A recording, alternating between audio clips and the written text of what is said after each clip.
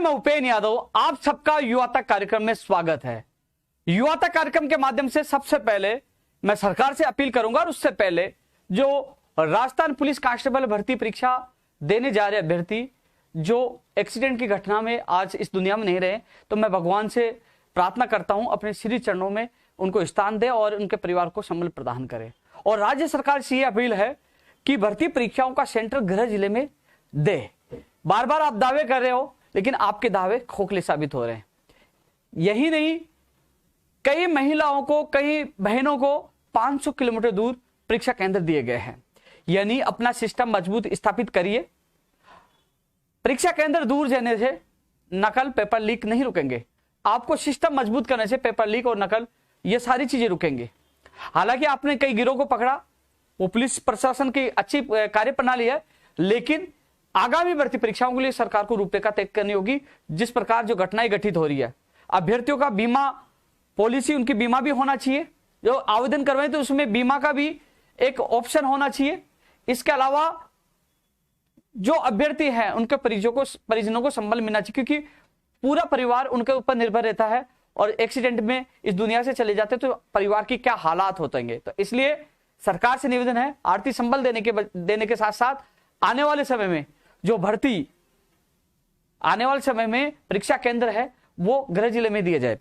साथियों, तमाम मुद्दों को लेकर मैं चर्चा करूंगा। 23 मई को बड़ा आंदोलन होगा, अलग अलग भर्तियों को लोग जुटेंगे शहीद स्मारक से और वहां 10 बजे इकट्ठा होंगे। परमिशन के लिए प्राथम पता लगा दिया, पुलिस प्रशासन से बात होगी।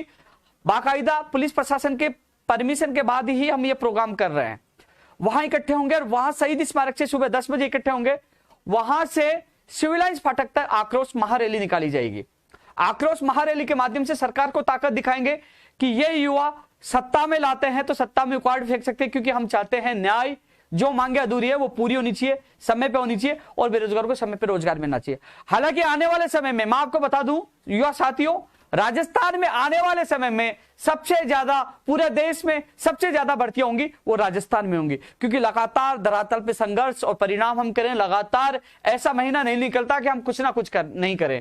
हम लगातार कुछ ना कुछ करते रहते हैं, सरकार के ऊपर प्रेशर बनाते रहते हैं और सरकार लगातार भर्ती परीक्षाओं के लिए आपको पता एक्टिव हो गया, एक्शन मोड में आ गई। उनको पता है, जो हमने एक नारा दिया था कि 2023 में चुनाव की चाबी मेरे प्रदेश के युवाओं के हाथ में होगी। वो चाहेंगे जिसे जिताएंगे, वो चाहेंगे जिसको हराकर उनका ताला हमेशा के लिए बंद कर देंगे। तो साथियों, सभी राजनीतिक पार्टियों को और वर्तमान सरकार, कांग्रेस सरकार को पता है कि यदि युवाओं को हम लुभा नहीं पाए, युवाओं का हम अपनी तरफ नहीं कर पाए तो बड़ा नुकसान हो सकता है।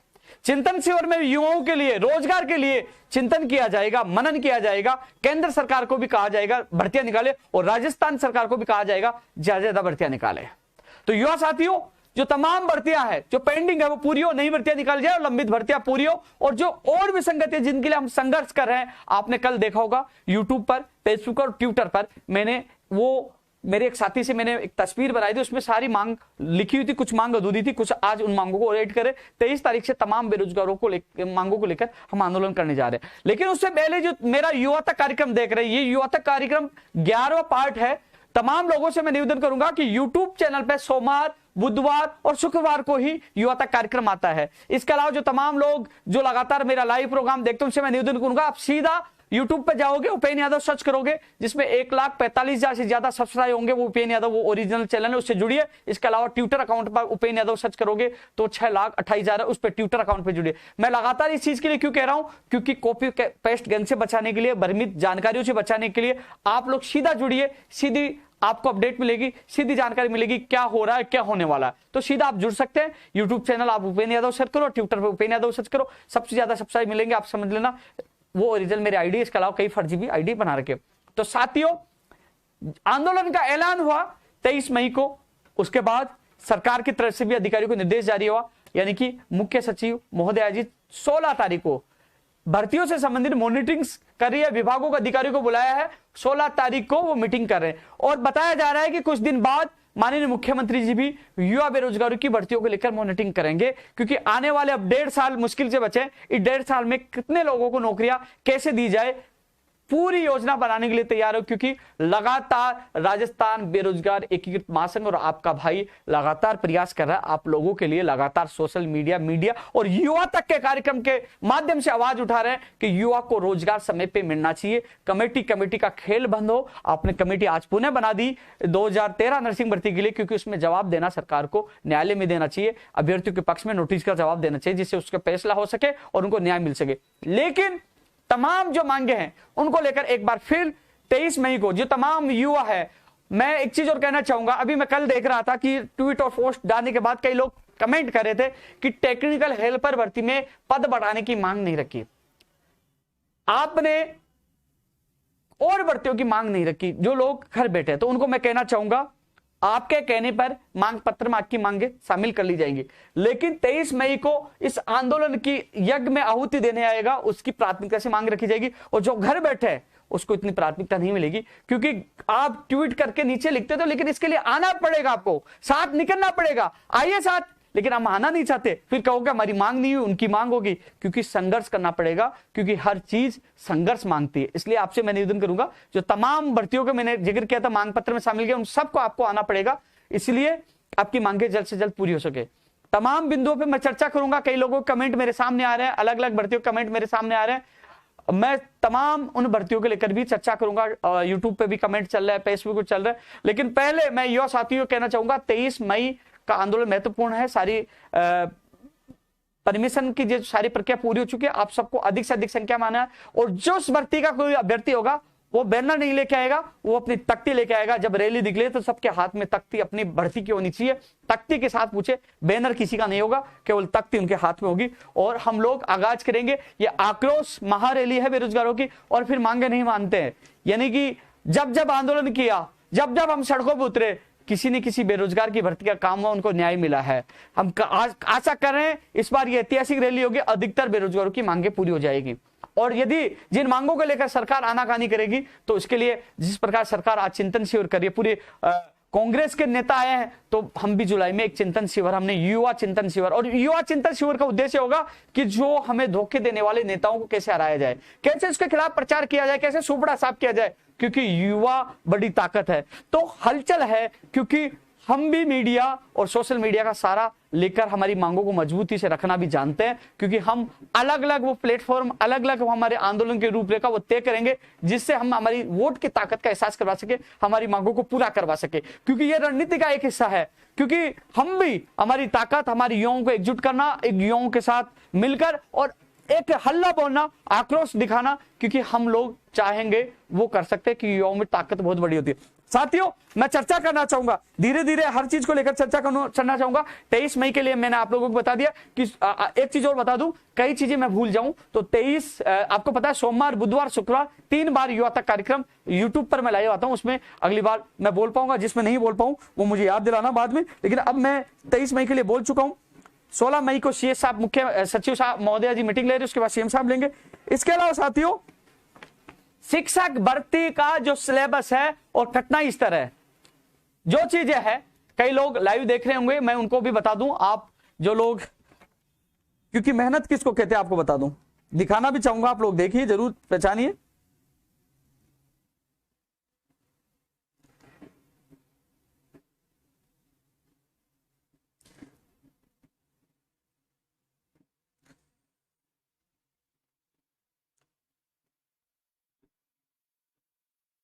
ये मेरा वो लेटर है, आप ये लेटर है, इस लेटर में आप देख सकते हैं ये लेटर है, और इस लेटर में शिक्षा मंत्री जी ने मार्क करके दिया, साफ लिखा है कि बोर्ड के साथ मीटिंग करें, कठिनाई स्तर कम करें और जल्द से जल्द विस्तृत सिलेबस जारी करें, ये मार्क किया। और एसीएस शिक्षा विभाग को मैं देख कर आया हूं, और उनसे कल मेरी बात हुई है दोबारा, उन्होंने कहा कि मामला यानी कि कार्य शिक्षा विभाग ने शुरू कर दिया है। और आज बीकानेर निदेशालय के निदेशक महोदय जी से बात हुई है, उन्होंने मुझसे 2012 और 13 जो शिक्षक भर्ती हुई थी उसका कठिनाई स्तर जो था वही इस भर्ती में करने की मांग कर रहे हैं, उसकी कॉपी मांगी है, वो भी हमने दे दी है। इसके अलावा जो दोहरी डिग्री यानी कि राजस्थान से नियमित वो डिग्री ले रहे हैं और बाहर से पैसे देकर डिग्री लेकर, उनकी जांच के संबंध में भी मैंने निदेशक महोदय जी से निवेदन किया है। क्योंकि पहले हमने निवेदन किया था कि जो शिकायत आ रही है दिव्यांग सर्टिफिकेट फर्जी लेकर आ रहे उनकी मेडिकल जांच हो। इस संबंध में निदेशक महोदय जी ने तमाम जिला परिषद के सीईओ को निर्देश दिए कि मेडिकल टीम बनाए और जांच करवाए और जो अयोग्य पाए जाते उनके खिलाफ कार्रवाई करो और बीकानेर निदेशालय को बताए।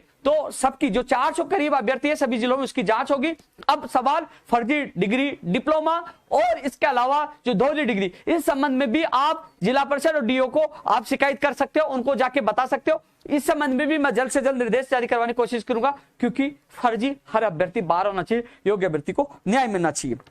साथियों, कठिनाई से इस पर सहमति बनी है, मैं पूरा प्रयास कर रहा हूं, मैंने वो लेटर दिखाया, प्रयास कर रहा हूं, काम चल रहा है। आज निदेशक मोदी जी से बात हुई, जल्द से जल्द, क्योंकि साथियों क्योंकि वो खुद भी पूरी टीम लगा रहे हैं, वो परीक्षण करवा रहे हैं, 12-13 की विज्ञप्ति भी देखेंगे और वो बिंदु वाइज, टॉपिक वाइज जो विस्तृत सिलेबस जारी करना है, इस संबंध में भी उन्होंने टीम को लगाया है। ये बात निदेशक मोदी जी से बात हुई है और ऐसी शिक्षा विभाग से बात हुई जो मैं आप लोगों को बता रहा हूं। एग्जाम कब होगा साथियों, पुनः मैंने निवेदन किया है, पुनः बात की है, चेयरमैन साहब से भी निवेदन किया है कि आप जनवरी और फरवरी तक इस एग्जाम को करवाओगे तो जो अभ्यर्थी कई सालों से इंतजार कर रहे हैं उनका क्या होगा। तो उनका कहना यह था कि जुलाई में एग्जाम होगी, सितंबर अगस्त तक मान लीजिए रिजल्ट भी निकाल दिया एंड तक, तो सितंबर में वो हमारे पास अभ्यर्थना भेजेंगे और हम सितंबर एंड तक हम मान लीजिए अभ्यर्थना भेजेंगे, विज्ञप्ति जारी कर देंगे, तो अक्टूबर से हम आवेदन लेंगे और अक्टूबर में आवेदन पर 1 महीने का समय देंगे। अक्टूबर निकल गया तो क्या फिर नवंबर दिसंबर में, क्योंकि 1 महीने देते हैं तो लोग कहेंगे कम से कम समय चाहिए,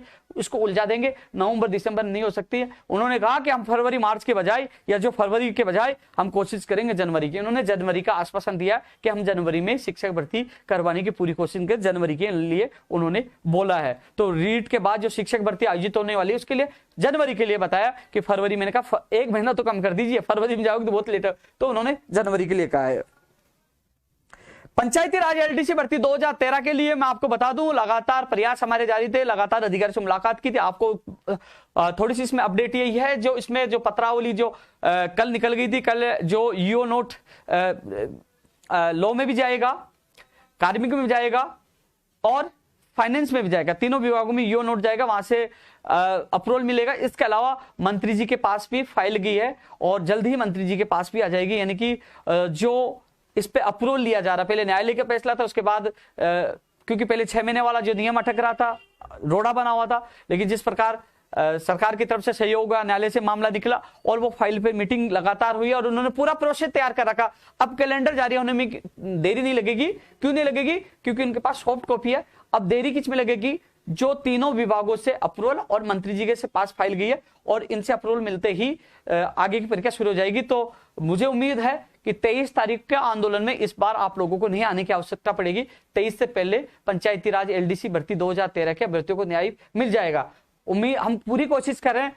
कल सोमवार को एक बार फिर अधिकारी से मुलाकात करेंगे, कोशिश करेंगे कि आने वाले वीक में आपको खुशियां मिले, क्योंकि कई सालों से आप इंतजार कर रहे हो। तो आपकी पीड़ा मुझे पता है, 2013 भर्ती के लिए पूरी ताकत लगा रखी है। 23 से पहले आपको न्याय मिले, आपको आना नहीं पड़े, इसके लिए पूरी कोशिश करें। और जो 23 तारीख का आंदोलन है, सरकार को पता है 16 तारीख को मीटिंग हो रही है, जो सीएस साहब ले रहे हैं, सरकार को पता है कि लखनऊ समझौते की अहम मांग है, ये अधूरी है, इस वजह से आक्रोश भी है, आक्रोश का बड़ा कारण भी है। तो सारा पता है उनको कि ये आंदोलन क्यों हो रहा है, कौन कौन सी मांगे अधूरी है और कौन कौन से बेरोजगार परेशान है। मांग पत्र उनके पास जाता है, जो हमने सोशल मीडिया पे डाला वो भी जाता है। तमाम उनको पता है कि कौन कौन सी मांगे अधूरी है, क्योंकि उन्होंने वादा जनवरी का किया था, फरवरी किया था, मार्च का किया था। तो लंबे समय से वो वादे से मुकर, तो उनको पता, आक्रोश का कारण पता है। इसलिए आप घबराए नहीं, इस भर्ती के लिए मैं पीछे पड़ा हूं, जी जान से पीछे पड़ा हूं और जल्दी आप लोगों को खुशियां मिलेगी।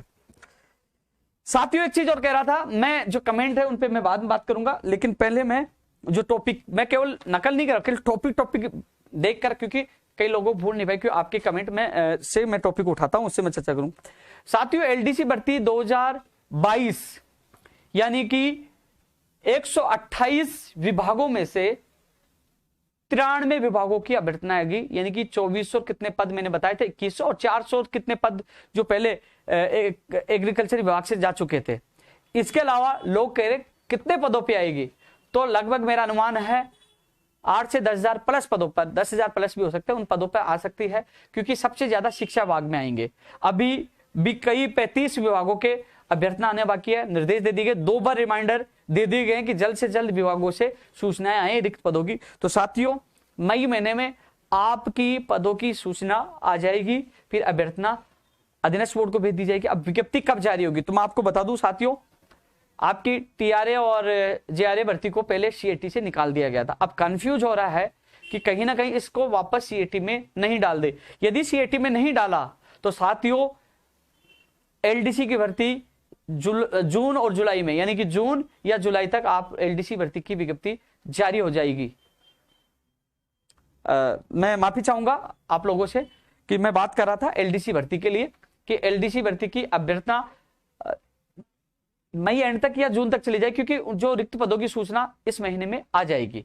तो ऐसे में यदि सीएटी, मेरे हिसाब से इस भर्ती को तो सीएटी में शामिल करेंगे, ये नई भर्ती है और अभी स्थिति स्पष्ट नहीं है। यदि सीएटी में शामिल करेंगे तो आपको पता पहले कॉमन टेस्ट देना पड़ेगा और बाद में ही इसकी एक और एग्जाम होगी। लेकिन जो जूनियर अकाउंटेंट की टीआरए की बात कर रहा था, करीब 2200 यानी कि 198 पहले आ चुके थे, 1996 98 अब है, तो उनकी अभ्यर्थना अगले वीक में अधीनस्थ बोर्ड के पास पहुंच जाएगी। लेकिन पहले सीएटी में इसको शामिल किया गया था, लेकिन सीएटी से हमने ग्राम सेवक सहित इन भर्तियों को बाहर निकलवाया था क्योंकि सीएटी की वजह से भर्ती प्रक्रिया लेट हो रही थी। अब फिर इससे अभी स्थिति स्पष्ट नहीं है, क्योंकि यदि सीएटी में टीआरए और जीआरए को डाला जाता तो बहुत लेट हो जाएगी। क्योंकि आपको नहीं देखा होगा पटवारी भर्ती कितनी पुरानी भर्ती है, एक परीक्षा की वजह से अभी तक नहीं हो पाई, तो इसमें कितना समय लगेगा। तो चिंता ना करें, आपकी मैं पीड़ा समझता हूं, मैं कोशिश करूंगा कि सीएटी से इसको दूर रखे, जिससे आपकी ये भर्ती प्रक्रिया जो मई में बता रहे, मई एंड तक, मई में बता रहे, संभावना मुझे मई के लिए कहा, मैं एक्स्ट्रा जून के लिए एक्स्ट्रा इसलिए बोलता हूं क्यों लेट हो जाए तो कहते आपने मई के लिए कहा था, तो मई जून में इसकी विज्ञप्ति जारी करवाने की कोशिश करूंगा, सीएटी से दूर करवाएंगे। यदि सीएटी का लफड़ा आ गया तो फिर देरी हो सकती है, पहले आपको कॉमन टेस्ट देना पड़ेगा और उसके बाद ये भर्ती का। इसलिए जो इस भर्ती के जो अभ्यर्थी हैं, जूनियर अकाउंटेंट के जो अभ्यर्थी, उनसे मैं निवेदन करूंगा 23 मई को सुबह 10 बजे सही दस्तावेज ज्यादा से ज्यादा संख्या में पूछे। एलडीसी भर्ती के अभ्यर्थी भी ज्यादा संख्या में पूछे, जिससे जल्द से जल्द इस भर्ती की विज्ञप्ति अपन निकलवा सकते हैं हम सब मिलकर। साथियों, अब मैं चर्चा करना चाहूंगा पटवारी भर्ती के लिए भी। पटवारी भर्ती के लिए देखो साथियों, मैंने मेरा स्टैंड पहले क्लियर कर दिया था। 2 पक्ष थे, एक न्यायालय में 17 मई को सुनवाई प्रस्तावित है, इसके अलावा परिणाम वाले भी है। और जो चीजें मैं आपको बता दूं, 17 मई को न्यायालय में सुनवाई है। अब न्यायालय क्या कर पाता है वो न्यायालय को पता है, आपके एडवोकेट्स को पता है, सब अपना प्रयास कर रहे हैं। अभी अभ्यर्थियों ने प्रयास किया कि उनका परिणाम जारी हो, आप प्रयास करो एडवोकेट से मिलकर कि साहब हमें न्याय मिले, तो दोनों का प्रयास जारी है। मैं ऐसा नहीं है कि पहले तो मैं जो 4 शिफ्ट वाले के साथ धरने में बैठ गया, बाद में इनके साथ मैं प्रदर्शन चला गया कि परिणाम निकाल दो, नहीं, मैं दोनों तरफ नहीं जाता, मैं न्यूट्रल हूं, क्योंकि दोनों पक्ष हैं, दोनों मेरे पास आ रहे हैं, तो मैं किसका पक्ष रखूं। लेकिन व्यक्तिगत मैंने एक बात कही थी, नॉर्मलाइजेशन की प्रक्रिया मैंने पहले दिन कहा था गलत है, वास्तव में गलत हुआ। जो 15-15, 20-20 नंबर जिनके ज्यादा उनका चयन नहीं हो वो गलत है, इसको मैं गलत मानता हूं, आज भी कह रहा हूं, मैं व्यक्तिगत मानता हूं। लेकिन मैं किसी भी का पक्ष नहीं ले रहा हूं। अब न्यायालय में गए तो न्यायालय से उम्मीद रखिए न्यायालय आपको न्याय प्रदान करे। लेकिन अब ये कह रहे कि आप परिणाम के लिए क्यों बोल रहे हो भाई? जब मैं चेयरमैन साहब से मिल रहा हूं और भर्तियों के लिए मिल रहा हूं, मैंने पूछ लिया कि परिणाम कब आएगा, पूछकर आप लोगों को मैंने बता दिया, तो क्या बताना गलत थोड़ी, गुनाह नहीं है बताना। बताने से दोनों पक्षों को पता चलता है, दोनों पक्ष फुर्ती दिखाते हैं। तो अब मैंने जानकारी दे दी। अब एक चीज बताऊं, पटवारी भर्ती प्रक्रिया का जब मैं मिला था, मैंने कहा था कि मई के अंतिम सप्ताह में या जून में आएगा। जब मैं चेयरमैन साहब से मिला था तो पटवारी भर्ती परिणाम के लिए कहा मई में अंत में या जून में आएगा। अब सबको पता है कि मई अंत के लिए सबसे पहले चेयरमैन साहब से मिलकर मैंने आप लोगों को बताया था। आपको बता दूं, क्योंकि अब सरकार जो अधीनस्थ बोर्ड एपीआरओ भर्ती से फ्री हो चुके हैं, आपको पता अब पटवारी का उनके पास लक्ष्य है। जयन जो वेटिंग सूची है वो अगले वीक में जारी हो जाएगी। लेकिन अब जो बड़ा मामला है पटवारी का है। 250 से ज्यादा जो दस्तावेजों को बेग जो अजमेर से आए थे, अधिकतर दस्तावेजों को चेक हो चुकी है। आपको पता है कि 60 कर्मचारियों को उन्होंने दस्तावेज चेक करने में टीमों को, कितने लोगों को लगाया? 60 लोगों को। और अधिकतर दस्तावेजों की चेकिंग हो चुकी है और जल्द ही बचे जो दस्तावेज हैं, जो फॉर्म आए हैं, उनकी जांच हो जाएगी। दस्तावेज का मतलब फॉर्म, उनकी जांच हो जाएगी। अब 20 तारीख के बाद इस महीने में कभी भी पटवारी भर्ती परीक्षा का परिणाम जारी हो सकता है। लेकिन जो कह रहे हैं कि आप तो परिणाम आड़ों के साथ दे रहे हो, तो भैया आपकी 17 तारीख को सुनवाई है, गुहार करिए, न्यायालय न्याय करेगा।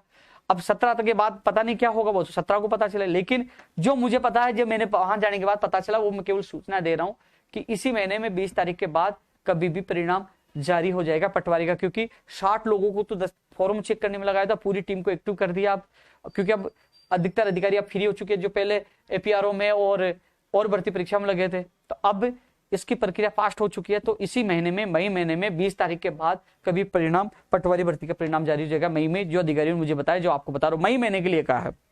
हाँ, ये जरूर है कि मैं कई बार कॉपी पेस्ट वालों को झटका जरूर दे देता हूँ, क्योंकि मैंने सुबह कहा कि आ जाने की संभावना कम है, अगले वीक में आएगी, लेकिन किसी का फोन आया कि यार एक व्यक्ति ऐसा बोला, तो मैंने दोबारा ट्वीट को चेंज कर दिया कि भैया आज ही जारी होगा। लोगों ने कॉपी पेस्ट कर दी, क्योंकि मुझे पता था आज नहीं आएगा। मैंने दोबारा किया, कई लोगों को दुख पूछा, इंतजार करें, मैं समझ चाहता हूँ, लेकिन आप लोगों को एहसास जरूर कराना था कि लोग कैसे कॉपी पेस्ट करके डालते हैं, काम कौन करता, मेहनत कौन करता, क्योंकि वहां आईएएस अधिकारी, सीएमओ के अधिकारी, मंत्रियों से सबसे भाग दौड़ करके मिलते हैं, मेहनत करते हैं, वहां ऊपर से निर्देश दिलाते हैं, हर भर्ती प्रक्रिया की कोशिश करते हैं, और कुछ लोग एलडीसी, यूडीसी या किसी कर्मचारी से पूछकर पोस्ट करके कह दे कि हमने ये काम करवा दिया। तो इसलिए कई बार बुरा लगता है, उनका चेहरा सामने लाना जरूरी था, इसलिए मैंने आज वो गलत ट्वीट किया और सबके सामने सच्चाई लेके आया कि कॉपी पेस्ट गैंग यहाँ जिंदा है। कॉपी पेस्ट, क्योंकि अभी पटवारी के लिए भी खेद दिया, क्योंकि पटवारी के लिए मैंने आप लोगों को कहा था कि मई के एंड तक आएगा, वो हो रहा है वो स्थिति। तो धीरे धीरे हर चीज की कॉपी पेस्ट करने की कोशिश वो कर रहे हैं।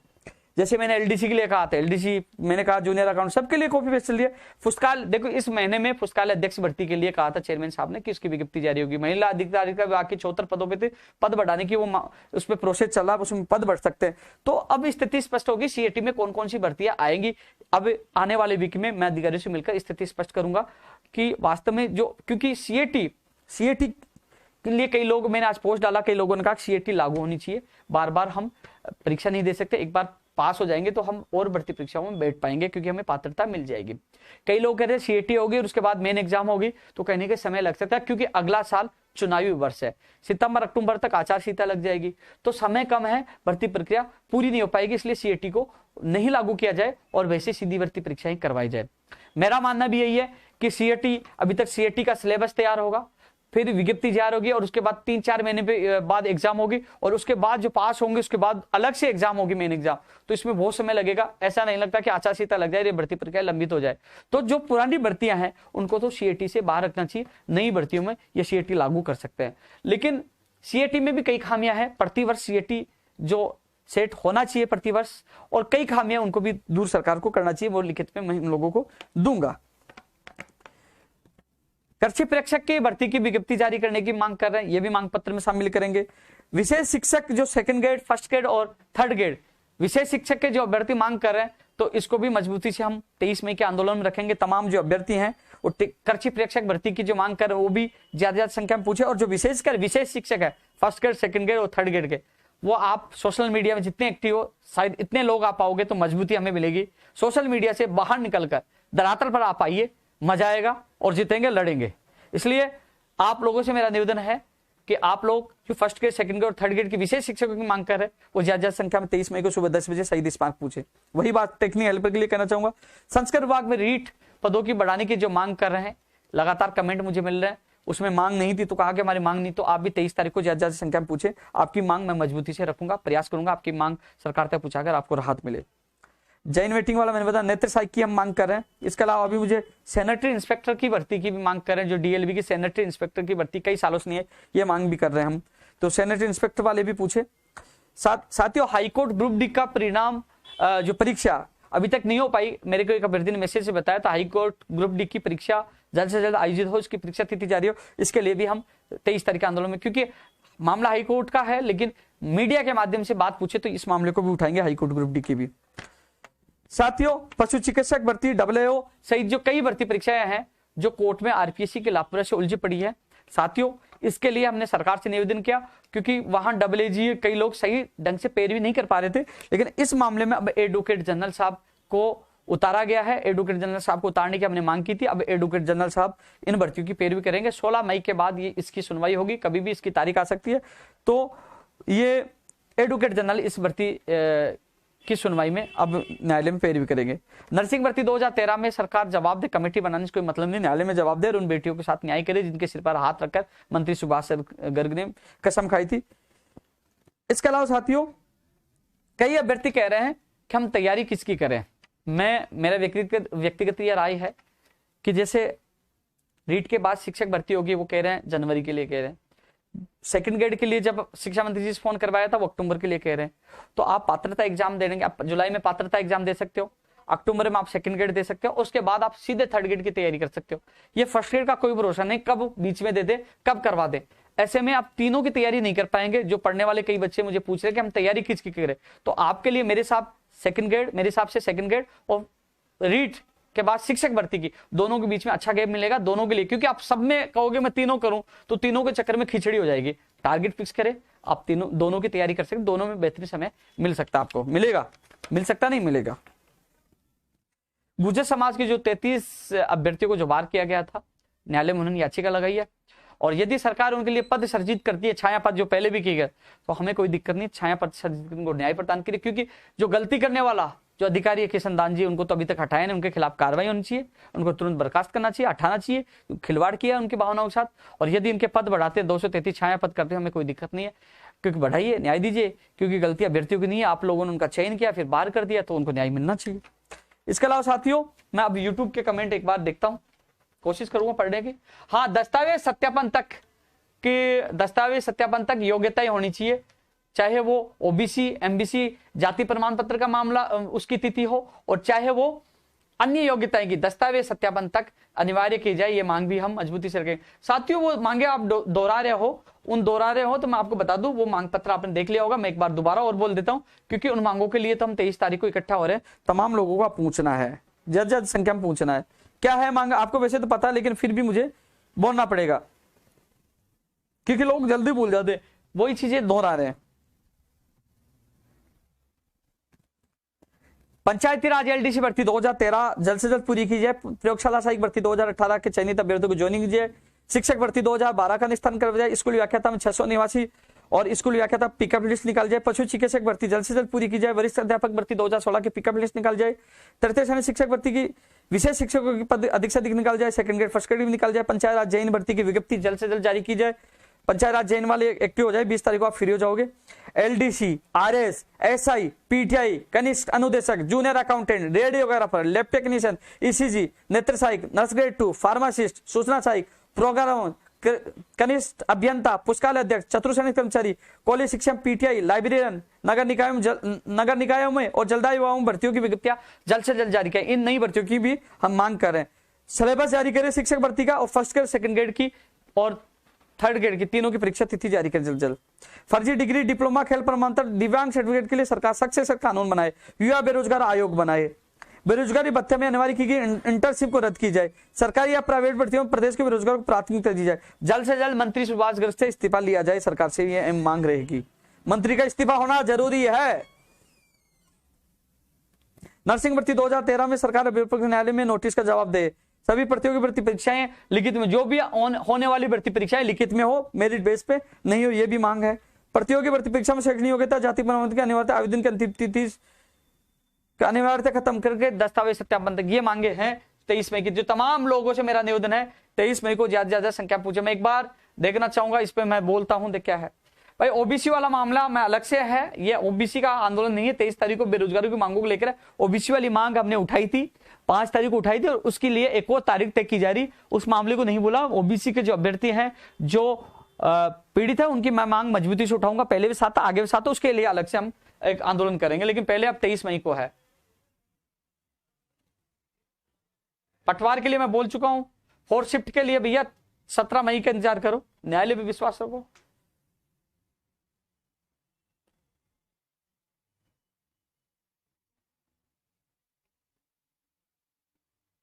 बहुत तेज चल रहे हैं भाई।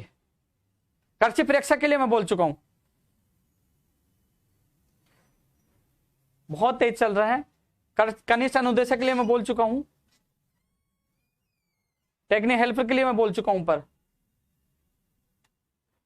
इस लाइव के माध्यम से, इस युवा तक कार्यक्रम के माध्यम से सरकार से अपील करना चाहूंगा, जो एग्जाम राजस्थान पुलिस भर्ती की चल रही है, कांस्टेबल की चल रही है, उसमें बसों की अव्यवस्था है, बसों की अतिरिक्त बसों की व्यवस्था की जाए और बेरोजगारों को परेशान नहीं किया जाए। कल दौसा की शिकायत आई, मैंने ट्वीट किया। ऐसे ही अन्य कई जगह शिकायत आ रही है।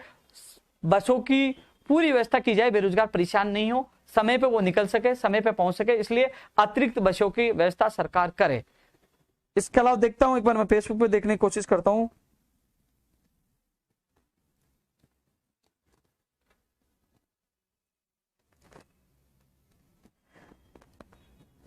रेडियोग्राफर लैब टेक्नीशियन की मांग प्रमुख तौर पर रख रहे हैं। दावा अधिकारियों ने मई महीने में विज्ञप्ति जारी करने का किया था, तो वो तो है ही। इसके अलावा ईसीजी की भी रखेंगे और पैरामेडिकल की और भर्तियों की मांग भी 23 मई के आंदोलन में रखेंगे। अधिकतर मांगों पर चर्चा हो चुकी है। 23 मई को विभिन्न इन मांगों को लेकर शहीद स्मारक पर इकट्ठे होंगे। वहां से युवा आक्रोश रैली सिविल लाइंस फाटक तक जाएगी। लेकिन इसके अलावा किसी व्यक्ति या किसी बेरोजगार की मांग भूल गया, मुझे कल फोन करके जरूर याद दिलाए, क्योंकि कई मांगे जो भूल गई थी उनको आज ऐड किया गया। हम सब मिलकर एक साथ मजबूती से इस लड़ाई को 23 मई को लड़ेंगे। साथ ही युवा तक कार्यक्रम में आप लोग सीधा जुड़िए। उपेन यादव सर्च करिए यूट्यूब चैनल पे, उपेन यादव यूट्यूब चैनल मिल जाएगा। ट्विटर पे उपेन यादव सर्च करिए, जहां उपेन यादव सर्च करोगे, गूगल पे सर्च करोगे तो यूट्यूब, ट्विटर, फेसबुक सब आइडिया मिल जाएगी। आप सीधा जुड़िए, क्योंकि सीधी जानकारी आपको मिलेगी। कुछ लोग भ्रामक जानकारी डालकर कोशिश करते हैं, लिखते कुछ है सामने की ये कहा और अंदर कुछ निकलता है, गाली उसको भी पड़ती है। साथ में वो फोटो देख के यार उपेन यादव ने झूठ बोला, मैं झूठ नहीं बोलता। वो कुछ लोग हैं, कुछ लोग यूट्यूबर हैं जो गलत डालते हैं, कुछ ऐसे भी यूट्यूबर है जो सटीक और सही जानकारी डालते हैं, उनके लिए धन्यवाद। लेकिन कुछ लोग डालते हैं, उनसे मेरा निवेदन है भ्रमित ना करें। लेकिन आपको भ्रमित होने की आवश्यकता नहीं, आप सीधे मेरे यूट्यूब चैनल पे जुड़ सकते हो। आप सर्च करोगे उपेन यादव और आप सर्च करो उपेन यादव ट्विटर पे, तो सीधे आपको वो प्लेटफॉर्म बता रहा हूँ जहाँ सबसे पहले मैं ट्वीट के माध्यम से जानकारी देता हूँ, फेसबुक के माध्यम से, यूट्यूब के माध्यम से लगातार आप लोगों को जानकारी दे रहा हूँ। एपीआरओ भर्ती का परिणाम जारी हो गया, सुबह मैंने आप लोगों को बता दिया था। वहीं त्रुटि सुधार के लिए, रीट के लिए आपने देखा होगा कि आवेदन की तिथि बढ़ चुकी है। ओटीआर वाली समस्या का भी निस्तारण जल्द होगा। तो धीरे धीरे समस्याओं का निस्तारण हो रहा है। हर बेरोजगार की आवाज हम उठा रहे हैं। युवा तक कार्यक्रम के माध्यम से सरकार तक बात पूछा रहे हैं। लेकिन जो और मांगे हैं जो मांग पत्र में शामिल नहीं है, वो सोमवार को 12 बजे, मैं आपको पुनः बता दूं, सोमवार को 12 बजे राजस्थान बेरोजगार एकीकृत महासंघ कार्यालय में मैं युवाओं से मुलाकात करूंगा। जिसकी जो मांगे हैं 23 तारीख को वो इस आंदोलन में शामिल होना चाहते हैं, जो मांगे मुझे अवगत करवाए, मांग पत्र में शामिल करेंगे और सरकार से एक साथ हम लड़ेंगे। क्योंकि हमारी मांगे जायज है, क्योंकि युवा है, जे युवा है, जे राजस्थान है। यानी कि युवा वो ताकत है जो आने वाले समय में राजनीति में बड़ा उथल पुथल कर सकता है, राजनीति में बड़ा महत्वपूर्ण रोल अदा करेगा। युवा साथियों, आप लोगों को एक छत पे लाना, हमारी ताकत दिखाना और हमारी बेरोजगारों की मांगों को पूरा करवाना। युवा चिंतन शिविर का भी मकसद यही है। लोग इसको राजनीतिक चश्मे से देखेंगे कि युवा चिंतन शिविर की क्यों घोषणा की, क्योंकि युवा चिंतन शिविर के माध्यम से युवाओं की ताकत के साथ सरकार को करवाएंगे कि युवा कुछ भी कर सकते हैं। युवा साथ हैं तो बाजी जीत सकते हैं, युवा साथ नहीं तो बाजी हार सकते हैं। क्योंकि युवाओं का बड़ा महत्वपूर्ण रोल 2023 में होगा। क्योंकि 10 साल से संघर्ष करते करते राजनीति के वो खेल, राजनीतिक खेल के वो चाले मुझे भी समझ में आ गई है कि रणनीति बनाना, वो चाले चढ़ना, उन चालों में बस लक्ष्य यही रहता है कि मेरे बेरोजगार का भला हो। और सबसे बड़ी बात, राजनीति के जो नेता हैं और चाहे वो कोई सी भी सरकार, उनको सबको पता है आज वो लोग मांगे भी मानते और सम्मान और इज्जत इसलिए करते हैं कि उपेन यादव किसी मंत्री यानी मुख्यमंत्री अधिकारी के पास जाता तो कभी ये नहीं कहता, कभी व्यक्तिगत काम लेके नहीं जाता, वो जाता है मेरा बेरोजगार, मेरा बेरोजगार, मेरा बेरोजगार का ये होना चाहिए, मेरी ये भर्ती होना। तो इसलिए वो एक अधिकारी, मुझे सीनियर आईएएस भी कह रहे थे कि ये व्यक्ति आता है तो दूसरों के लिए आता, अपने लिए कुछ नहीं मांगने आता। मुझे पता है कि जब लाखों युवा माँ बापों के चेहरों पे खुशी आएगी, वो मेरी सबसे बड़ी इनाम है, मुझे खुशी होगी। इसलिए मैं, मेरे लिए नहीं, मैं प्रदेश के हर युवा बेरोजगार के दर्द को दूर करने के लिए मैं जाता हूं, मांग करता हूं। 23 तारीख को एक बार फिर शहीद स्मारक से सिविल लाइंस फाटक तक युवा बेरोजगारों के सपनों को साकार करवाने के लिए, उनके माता पिताओं के सपनों को साकार करवाने के लिए इस गर्मी में एक बार फिर सरकार के खिलाफ खुला मोर्चा खोल रहे विभिन्न मांगों के लिए। तमाम युवाओं से मेरा निवेदन है, सोमवार, बुधवार और शुक्रवार को 3 दिन युवा तक कार्यक्रम में मैं रूबरू रहता रहूंगा। कुछ मांगे भूल गया हूं, अगले लाइव में मुझे याद दिलाइए। और सोमवार को 12 बजे आप लोगों से मुलाकात करूंगा। और ज्यादा से ज्यादा इस युवा तक कार्यक्रम को Telegram, YouTube, social media, Twitter सब जगह डालिए, शेयर करिए, भेजिए, क्योंकि युवा तक कार्यक्रम के माध्यम से ही हमारी संख्या ज्यादा ज्यादा पहुंच सकती है। क्योंकि साथियों, नेताओं के पास पैसे होते हैं, बसें होती है, नाश्ता होती है। हमारे पास तो मुझे पता है कि 5 तारीख का जो आंदोलन हुआ, 5,000 मुझे देने थे, कहीं से व्यवस्था की कि 5,000 कहां से दूं, क्योंकि हम लोगों को टेंट की, हम लोगों को पानी की, हम लोगों को सब चीजों की व्यवस्था करनी पड़ती है। लेकिन प्रदेश के युवा बेरोजगारों का बरानी जुटती है। पहले भी आप लोगों को मैंने कभी परेशान नहीं किया, न करूंगा, मैं कैसे भी मैनेज करूंगा, क्योंकि मैं आपका दर्द, आर्थिक हालात सब समझता हूं। लेकिन किसी भी वजह से हमारा आंदोलन टूटेगा नहीं, हमारी मांगे कमजोर नहीं पड़ेंगे, हम लड़ेंगे और जीतेंगे। तो युवा साथियों, 23 मई को ज्यादा ज्यादा संख्या में पूछना है, क्योंकि ये युवाओं के सपनों का आंदोलन है, युवाओं का भविष्य का आंदोलन है। क्योंकि धीरे धीरे समय घट रहा है, धीरे धीरे चुनावी माहौल बनता जा रहा है। राजनीतिक पार्टियों को पता है कि 2023 में चुनाव है, तो अब से ही वो इस एजेंडे में लग गए अपना माहौल बनाने में। और हम सबको मिलकर इस एजेंडे में लगना है कि युवा जिसके साथ जाएगा वही राजनीतिक पार्टी सत्ता में आएगी। युवा को न्याय चाहिए, युवा को रोजगार चाहिए, युवा को सम्मान चाहिए, युवा के सपने सही समय पे पूरे हो। तो साथियों 23 तारीख का बड़ा महत्वपूर्ण है। तमाम युवा साथी, तमाम भर्ती के लोग ज्यादा संख्या में पूछे, और जो मुझसे मिलना चाहिए सोमवार को 12 बजे मैं राजस्थान बेरोजगार एकीकृत महासंघ कार्यालय में आप लोगों से मुलाकात करूंगा। 23 मई याद रखिए, सोशल मीडिया पर हर जगह 23 मई का नारा होना चाहिए। 23 मई सुबह 10 बजे शहीद स्मारक ज्यादा संख्या में आपको पूछना है। भर्तियों की तख्तियां, बैनर नहीं, केवल तख्तियां आपके पास होनी चाहिए। बैनर नहीं होंगे, बैनर हटा दिए जाएंगे, केवल तख्तियां हो, और वहां पूछना है और एहसास करवाना है कि जब जब युवा बोला है तो बड़े बड़े लोगों का राष्ट्रीय आसन डोला है। तो युवा साथियों 23 तारीख के लिए एक बार फिर आप लोगों से अपील है, और इसको सोशल मीडिया पर ज्यादा शेयर करना है, जिससे ज्यादा युवा तक अपना मैसेज जा सके और ज्यादा हम इस आंदोलन को सफल बना सके। जय हिंद, जय भारत।